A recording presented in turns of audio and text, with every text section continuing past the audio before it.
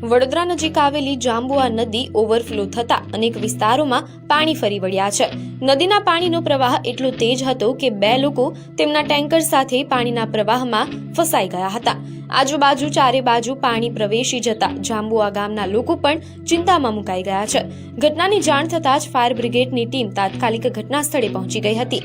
ફાયરની ટીમે ભારે જહેમત બાદ પાણીમાં ફસાયેલા બંને લોકોને સહી સલામત રીતે બહાર કાઢીને તેમનો જીવ બચાવ્યો હતો।